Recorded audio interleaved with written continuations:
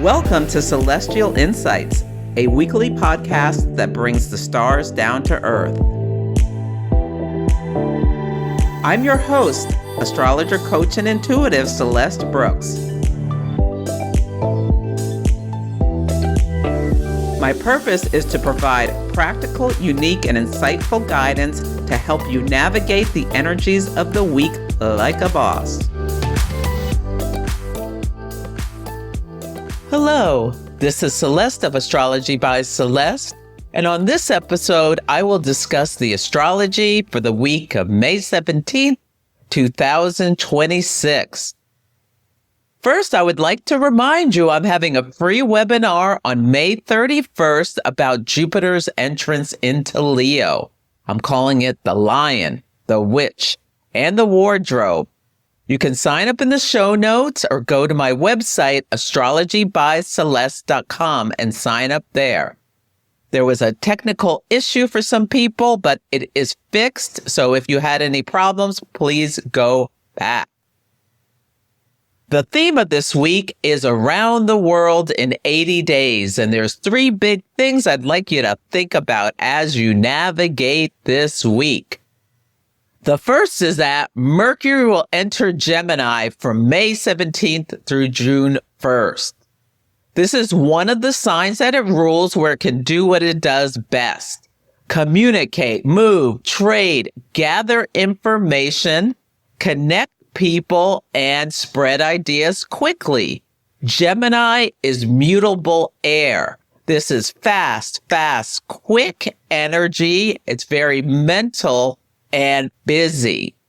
There's rapid speed. So Mercury will go through that 29th degree of Taurus. And this feels like you're on the road and you're so tired of crawling through traffic, and then it disappears in front of you and the open road is ahead and you just hit the gas and you can move. Or you're on the phone and you're having a conversation and you listen to the other person drone on. They finally take a breath and you can speak and feel like you got to get everything you have to say out before they start droning on again. Because Taurus, Mercury moving to that 29th degree of Taurus, the degree of crisis and decay, into zero Gemini, which is mutable air. It slow moves to fast. This transit is a little different than typical Mercury and Gemini transits because as soon as Mercury enters Gemini, it runs directly into Uranus, where the energies fuse in a conjunction. And Uranus is the higher octave of Mercury, the planet of shocks and awe. There is a kaboom. This feels like a sudden collision between two fast-moving forces, like a train barreling through an intersection and a car tries to cross the track. Or you're on a plane and turbulence comes out of nowhere. So if you're flying on this day, I recommend you keep your seatbelt fastened. Communications can just cut off abruptly, like somebody introduces you to Mr. Click mid-sentence. Uranus suddenly breaks things. Shocking news can emerge in the middle of an ordinary conversation, like, I'm pregnant. Secrets can surface. Technology can glitch. We may see a lot of transportation and communication stories in the headlines. Uranus brings disruption, surprise, awakenings, instability, and breakthroughs.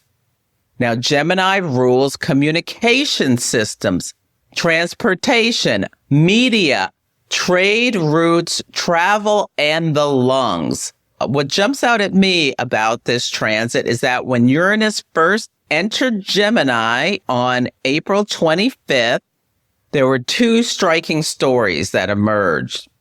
One was the chaos surrounding the White House Correspondents' Dinner, including the reported security incident and panic after shots were fired nearby.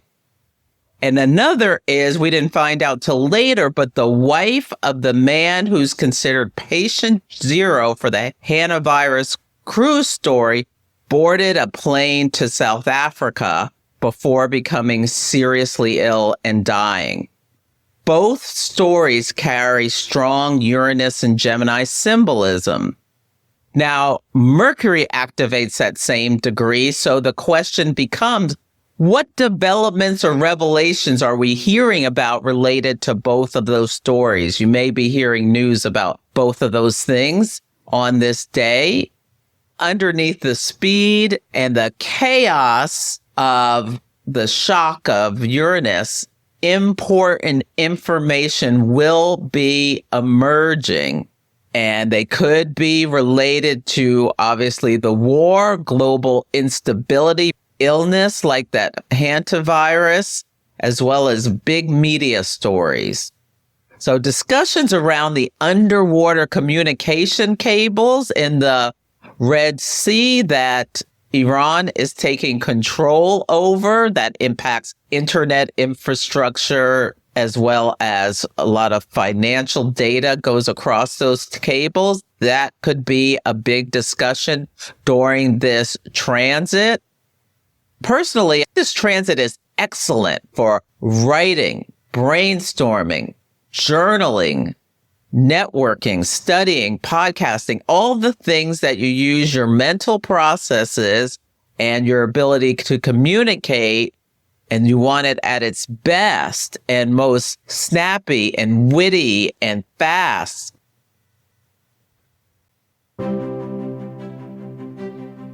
If you've been feeling emotionally overwhelmed by the intensity of the world, one of the best things you can do is reconnect with your inner light. My class, The Proper Care and Feeding of Your Natal Moon, will help you understand your emotional needs, instincts, and patterns through your moon sign, the house it's in, and aspects it's making. When you enroll, you'll also join me for 2 live Q&A sessions where you can ask questions, get chart hot takes, and more. So whether you're brand new to astrology or have been studying charts for years, this course will help you build a more grounded and compassionate relationship with yourself. Learn more and enroll at astrologybyceleste.com or check out the link in the show notes.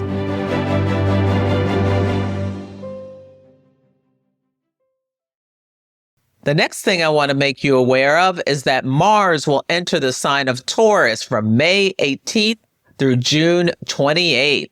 And this shift is important because Mars leaves one of its strongest positions, the sign of Aries, where it is at home, where it can do what it does with ease and just take actions, cut through whatever it's blocking it and just go straight forward. And then Mars leaves its home sign and goes into the sign of its detriment, where it is in exile, uncomfortable, feeling a lack of power. So it moves through that 29th degree of Aries, where that can be the last final push of a battle, and then there's exhaustion, burnout. Mars wants action, speed, decisiveness, and forward movement, but Taurus is fixed earth, slow, resistant, grounded, stubborn. So when Mars enters Taurus, it can feel like sand is thrown into the engine. The gears slow. Frustration builds and people become more reactive because they feel blocked, powerless, or unable to move forward as fast as they want. This could be like someone barreling up to a store at closing time and then somebody clicks the lock close and there is this barrier between them and what they want, and they just throw a hissy fit in the parking lot. And as soon as Mars enters the sign of Taurus, it begins making a square with Pluto in Aquarius. That is going to be exact on May 25th. So there's this increasing energy of Mars square Pluto. So there's this subconscious, Pluto can be very subconscious, intensity about trying to get what you want, feeling frustrated by the collective changes, and it's like intense pressure building beneath the surface. Mars square Pluto can erupt like a volcano. Anger that has been simmering suddenly explodes. Power struggles intensify. Obsession, control issues, financial tension, and collective rage can surface. We can see this geopolitically through conflict escalation and infrastructure problems, economic battles and fights over resources and territory. Taurus rules land, money, food, and agriculture. Pluto in Aquarius brings in the themes of groups, technology, collective systems, also social unrest. So on a literal level, Mars moving through the sign can correlate with earthquakes, volcanic activity, explosions, or extreme weather connected to the Earth itself. Taurus also rules the neck and the throat, and Mars can bring inflammation, strain, cuts, or injury. This is a great time to consciously work on releasing tension in the body, neck stretches, massage, slowing down the nervous system, doing something physically flexible could be wonderful, like yoga or Pilates or gyrokinesis. It's also interesting that the World Cup will start under this Mars and Taurus transit. You really do not want a competition, Mars rules athletics and competitions, happening when Mars is in the sign of its detriment. There's already claims that this is going to be a huge money loser for certain areas that are hosting the World Cup. The hotels aren't filling up because people don't want to come to the United States because of the current administration's policies and aggression against tourists. Taurus slows things down and creates resistance. The last thing I want to make you aware of is that Gemini season begins May 20th and runs through June 21st. The sun, which spotlights things and focuses us in on things, will move through the mutable air sign of Gemini. And really notice what's happening is that as the sun is moving through that 29th degree of Taurus into 0 Gemini. Taurus is fixed energy, slow, steady, intentional. When the sun moves into Gemini, things start moving fast. Information, noise, headlines, traffic, conversation. There is a nervous energy that you may really be noticing. Mutable energy moves quickly, change directions fast. So collectively, this might feel like we go from trudging through mud to suddenly being thrown on a speeding train.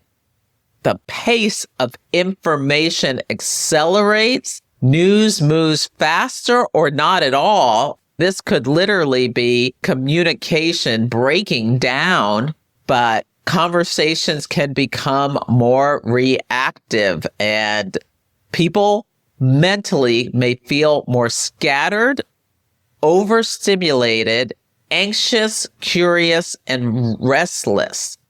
So watch out for multitasking. The sun moves into Gemini and it hits Uranus, shining a spotlight on Uranian themes.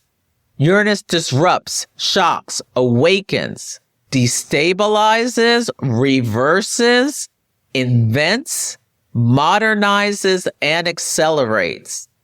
Notice stories that come up in education, media, and the internet, in addition to transportation and communication.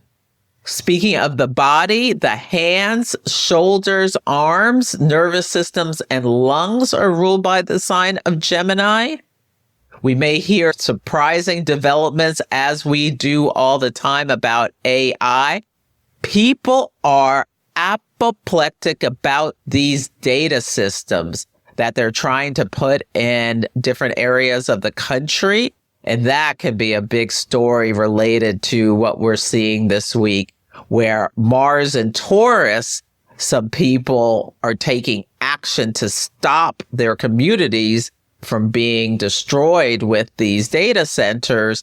And it really starts to make news when the sun goes into Gemini, spotlighting these themes. There can also be information about cyber attacks. I'm thinking about the Canvas hack of universities. Maybe some things start trickling out about that. Satellites could be a big story. Notice what you hear about scientific breakthroughs and communication failures. Uranus correlates with reversals and shocks, so there could be stories about recalls, transportation disruptions, technological glitches, and unexpected system failures. The sun represents leaders and highly visible figures, so there can be public moments where authority figures behave in ways that's erratic, shocking, destabilizing, or highly Uranian. But we're getting a glimpse into the larger Uranus and Gemini story, and this planet's going to be there into 2032. So pay attention to what you are seeing and hearing. But as we move through Gemini season, can you be mindful that this can be very mentally overstimulating, highly news-driven? And if you think the news is moving fast now, just you wait. Ground your nervous system. Sit in a chair. Drop an anchor. This could be how Mars and Taurus helps you. Stay flexible. The theme of this week is Around the World in 80 Days. And in this classic story by Jules Verne, a man races around the globe in an impossibly short amount of time, relying on trains, ships, schedules, and communication systems and rapidly changing technology to complete the journey. The story is about movement, timing, travel, globalization, and what happens when one delay changes everything. And this fits the astrology perfectly. Mercury enters Gemini, immediately collides with Uranus, and then the sun comes in and spotlights this Uranian themes. And the collective story speeds up dramatically. And with Mars entering Taurus, the mind wants to move fast, but then there is something that's slowing people down and frustrating them. There's a strange contrast between the acceleration and blockages. Gemini wants movement, Taurus creates resistance. It's like trying to race around the world, but the train tracks are buckling. Communication lines are glitching, sickness is a problem, and the maps are changing. One of my greatest joys is helping people understand themselves more fully. If you're wanting to make sense of your past, recognize the patterns that have shaped you, or get clearer about the path ahead, astrology can offer real insight. In our sessions, we'll use your natal chart as a map. You don't need to know any astrology at all. You can book a single session for clarity or choose a cosmic coaching package if you'd like ongoing support as you grow and plan for the future. Book your sessions at astrologybyceleste.com on the services page.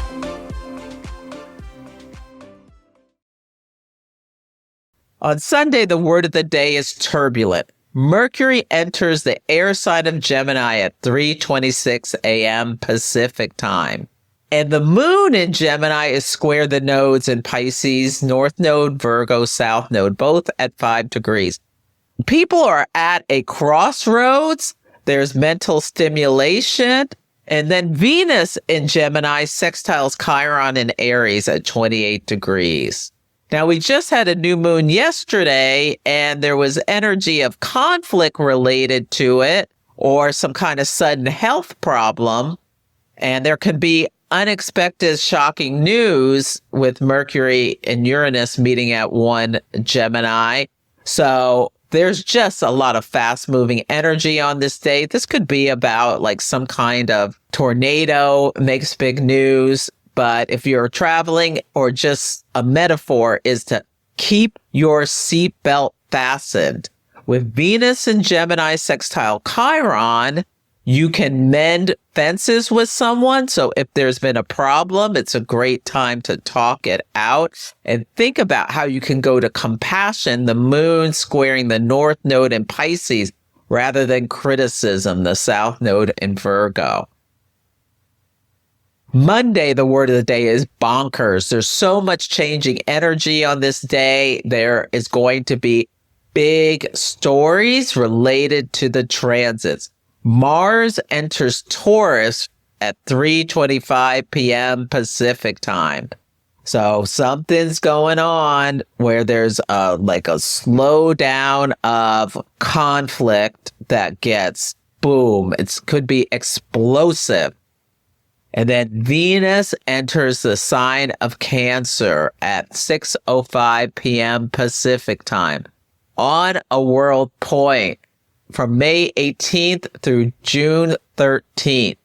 And this could be people are asking you to pray for someone is what just came to me as Venus enters Cancer because they had a health problem when Mars entered Taurus. And there's going to be big news related to Venusian and Cancerian topics. Now, a nice thing is that Venus and Jupiter are both in the sign of Cancer. They both like to be here.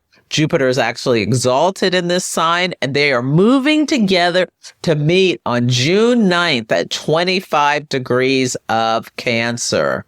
This is one of the sweeter transits we've had amidst all this volatility. There is the potential with Jupiter and Venus in this sign for emotional healing, abundance, support, nourishment, and growth. Cancer rules the home, family, roots, security, food, caregiving, and ancestry. People may be coming together and figuring out, okay, a community coming together to figure out, I'll grow tomatoes, you grow kale, you grow this, you grow that, and there, so that we can have abundance and bounty rather than each person trying to do their own thing. That could be a great way to use this transit. Look to your chart. Where does Cancer fall? What house is it in, or houses? And see exactly where 25 degrees is. Venus unites, Jupiter expands and invests in. These are the planets that have to do with fertility. The government launched a site called moms.gov because they want people to have more babies in the United States. So we'll be hearing more about their plans to encourage people to have more children. Now, the first thing Venus does when it enters Cancer, well before it meets Jupiter, is sextile Mars and Taurus. They're both at the 0 degree. So there's going to be news, but this is helpful energy to bring the masculine and the feminine together in cooperation. It could be beautiful for building a home or family connection, cooking or gathering with loved ones, healing relationship dynamics, and investing in something long-term and meaningful. Now, the moon will enter the sign of Cancer at 6:45 p.m., where it is at home and can do what it does with ease, which is feel, do a body scan. How are you feeling? Check in with yourself. Mercury and Gemini sextiles Neptune and Aries at 3 degrees. Neptune confuses. Secrets can be revealed. Now, something may drop into your lap when there's a sextile between yang signs, and Aries and Gemini are yang signs, fire and air are yang. You can get an offer that drops in your lap. Take some time to review it before saying yes, because you may not see the whole story. This is also the day Venus and Cancer sextiles Mars and Taurus at 0 degrees. So some people will be saying, no, thank you to the offer. Don't take it personally. Mars severs and separates. But this is really interesting energy. So much is happening on this day. It is truly bonkers. Is it about the war, hantavirus, fuel restrictions or limitations, something else? What's the upheaval around the ability to be able to move? On Tuesday, the word of the day is mask. The Cancer moon squares Neptune in Aries. There can be an increase in compassion and empathy, but also fear. People can get really emotionally reactive. Mercury in Gemini squares the nodes at 4 degrees. The north node in Pisces, the south node in Virgo.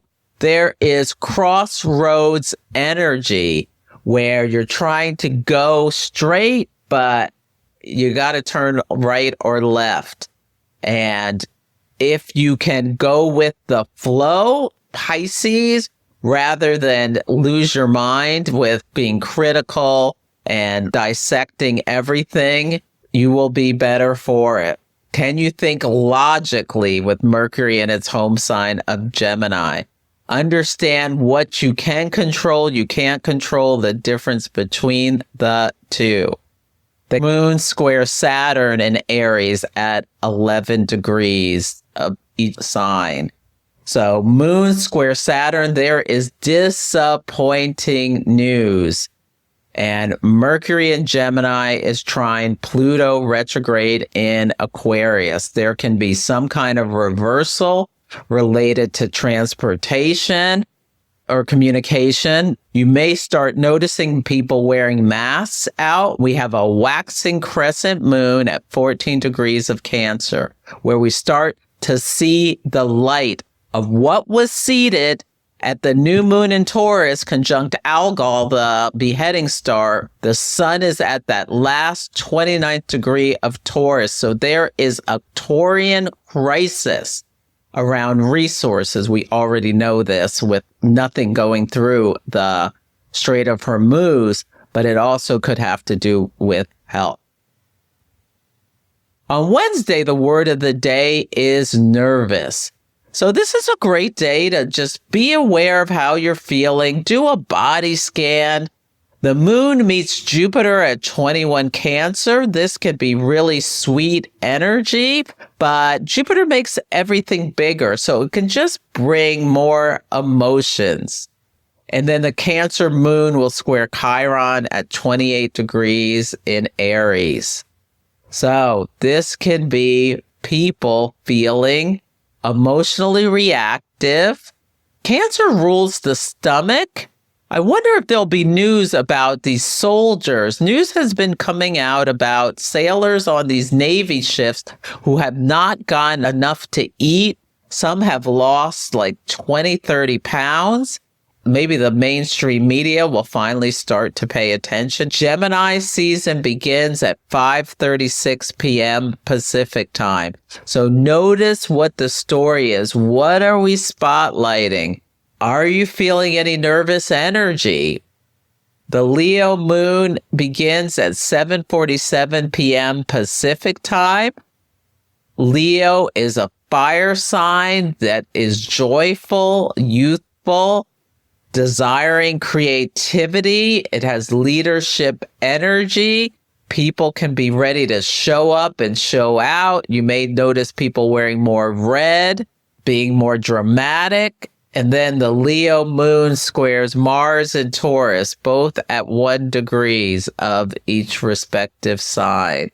So there's tension here where people can get reactive, explosive, or it can just be like someone whipping up an incredible meal with this energy.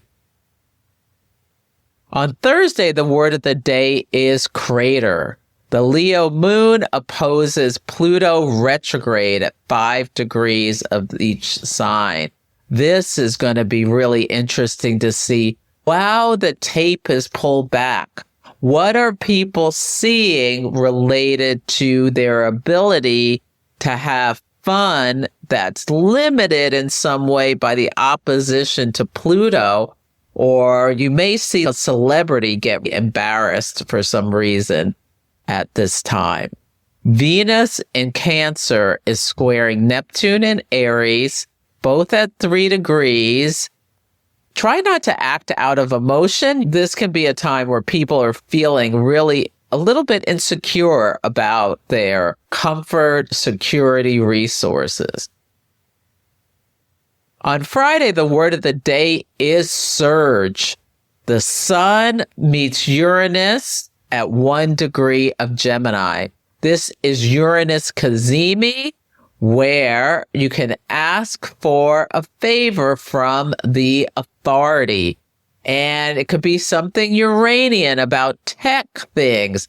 Maybe the ICE is deployed to protect data centers or something. There's some kind of surge, whether it's a power surge related to communication upheaval or some kind of cyber stuff, or it's like a surge of people intending to disrupt something.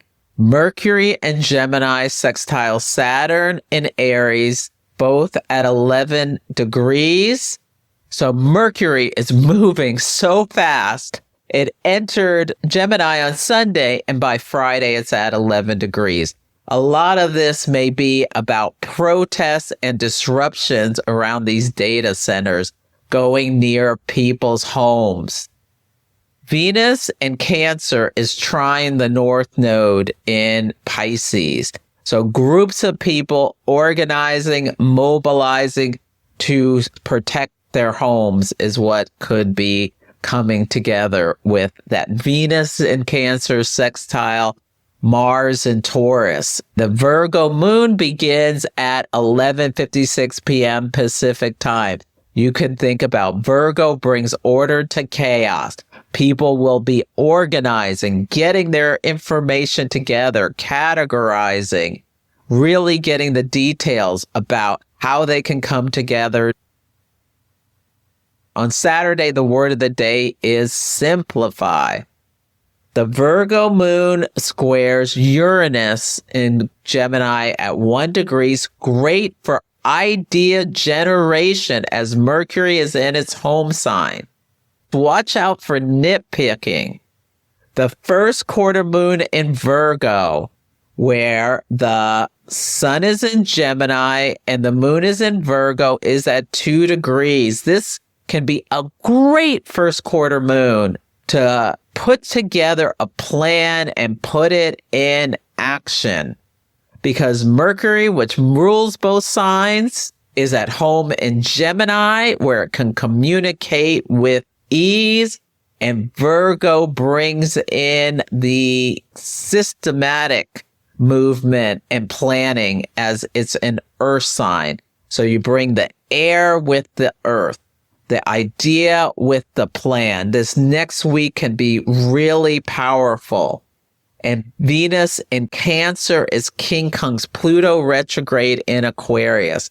I think a lot of the story this week could be people getting together, organizing, protesting with the Uranian energy against these data centers. Regarding the moon phase family, this 27-month cycle, there will be an activation every 9 months where there could be pivot points. A story may have been seeded about Virgo topics in your life when the sun and moon met at 0 degrees of Virgo on August 22nd, 2025. Think back about any Virgo topics: health, the intestines, farming, systems, your daily routines, organizational structures. Now we're at a first quarter moon where the sun is in Gemini and the moon is in Virgo, both at 2 degrees on May 23rd, 2026. This is a pivot point, a course correction, a time of taking action. Maybe you got new information that will help you take action in some way. The full moon of this cycle is a lunar eclipse where the sun is in Pisces and the moon is in Virgo on February 20th, 2027. They're both at 2 degrees. Health and well-being could be a big story. The last quarter moon of this cycle, the sun will have moved into Scorpio and the moon in Leo. So when you're near the beginning of the sign, sometimes these slip into a different sign. So this is at 28 degrees of each respective signs, November 20th, 2027. So that's it for this week's episode. Feel free to email me at celeste@astrologybyceleste.com with any astrology in action stories. Sign up for the Jupiter and Leo webinar if you'd like to attend. Take care, and I'll catch you next week. Thank you for listening to Celestial Insights. To learn more about my work, please visit my website, astrologybyceleste.com, where I offer personal readings, horary consultations, cosmic coaching, group events, and classes to help guide people to higher levels of fulfillment. You can also find me on Instagram, YouTube, TikTok, and Facebook at Astrology by Celeste. If you enjoyed Celestial Insights, please help others find the show. Follow, rate it 5 stars, or write a nice review. I would so appreciate it. I'm astrologer, coach, and intuitive Celeste Brooks, and I'll be back next week.